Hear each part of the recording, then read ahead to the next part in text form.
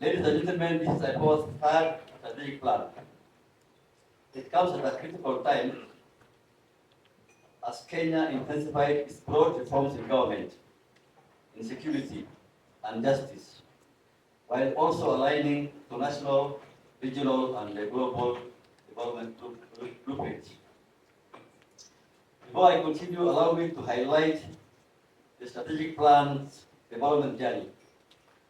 Upon swearing in of the commissioners, the board went around the country and collected views and suggestions from state and non-state actors and members of the public and our staff of the regions on how they envision an effective and efficient civilian policing oversight in Kenya.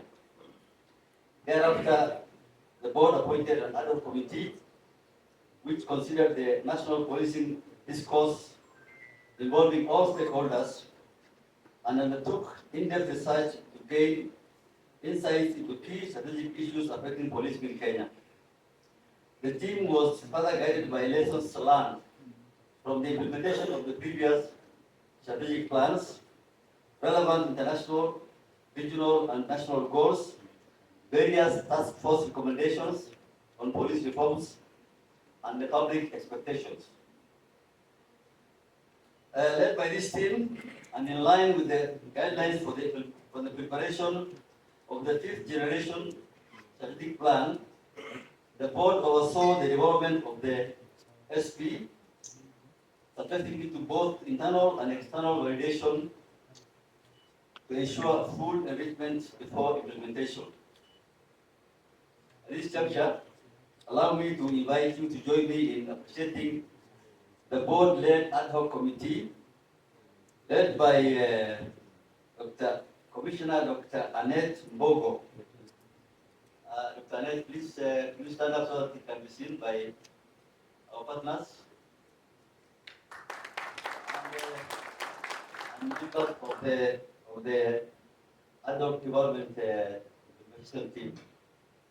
We thank you very much for having guided this plan. Our plan is anchored firmly in the Constitution of Kenya, Vision 2030, the bottom-up economic transformation agenda, Agenda 2063 of the African Union, and the United Nations Sustainable Development Goals. It puts IPOA as a key player in strengthening the rule of law, human rights, and enhancing citizen confidence in security institutions. In preparing this plan, we identified critical and strategic issues that we attempt to address through this plan. These include non-professionalism and non-adherence to human rights standards and the rule of law in the policing sector, low public trust and confidence in both the National Police Service and IPOA,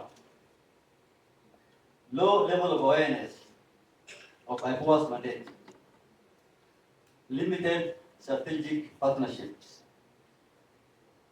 inadequate capacity, both physical, human, financial, and technological. And this includes also, when I talk about technical, we actually have some technology which was given to us by some of our development partners. And now we are able to use it because the licenses have expired. And because the funding has stopped, we are unable to pay for the licenses and continue to use the technology. We also have limited knowledge management on civilian policing oversight in Kenya and in Africa generally. This plan, therefore, is a roadmap on how we are going to tackle these issues. We have set 6 thematic strategic goals as our efforts to the next 5 years. One is to help build a professional police service that complies with human rights standards and the rule of law. It is possible to maintain the rule of law and order and also respect and uphold the human rights of the people. Dissent is not disloyalty. People have the right to picket and demonstrate, but we have also the rule of law and maintenance of order. And so during public order management, we see a clash of this competing narratives, upholding of human rights, and the maintenance of law and order and the rule of law. We also need to have improved public trust in the National Police Service and IPOA, to enhance the level of awareness of IPOA mandate, to strengthen our partnerships, to build our capacity, and to ground all our work in research and data to ensure that all our efforts in civilian oversight are informed by data and by facts, not by assumptions. Ladies and gentlemen, to realize these goals, we will focus on 5 key result areas, KRS. Our first one is police accountability. Of course, the second one is enhanced public trust and confidence in the IPOA and NPS. Institutional and effectiveness and efficiency, strategic partnership and engagement, and data and knowledge management. For successful delivery of this mandate, this plan will be implemented through annual work plans and performance contracts to ensure accountability at every level.